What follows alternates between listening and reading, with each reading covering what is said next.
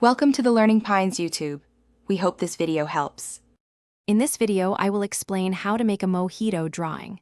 First, let's establish the basic structure. Start by sketching a tall, slightly tapered glass. Think of a cylinder, but with a subtle curve. Make sure the base is a little wider for a realistic feel. Then, add a gentle curve for the rim, about 1/5 of the way down from the top.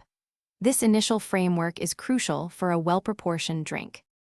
Next, we'll bring in the fresh ingredients that define a mojito. Carefully draw several mint leaves, making them appear slightly crushed and submerged. Vary their sizes and angles for a natural look. Then, add a couple of lime wedges, perhaps one resting on the rim and another peeking from inside.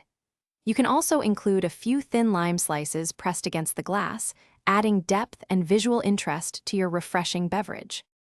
Now, let's add the chill factor with ice and condensation. Sketch numerous ice cubes, filling approximately 3/4 of the glass. Make them irregular shapes and sizes, overlapping some to create a realistic, frosty effect. Remember, ice isn't perfectly uniform. For that refreshing touch, draw tiny, irregular droplets on the outside of the glass. These small details truly convey the coldness of your delicious mojito. Finally, it's time to bring your mojito to life with color and shading. Start with a light, translucent green for the liquid, making it slightly darker towards the bottom. Use vibrant greens for the mint leaves and a fresh yellow-green for the lime wedges.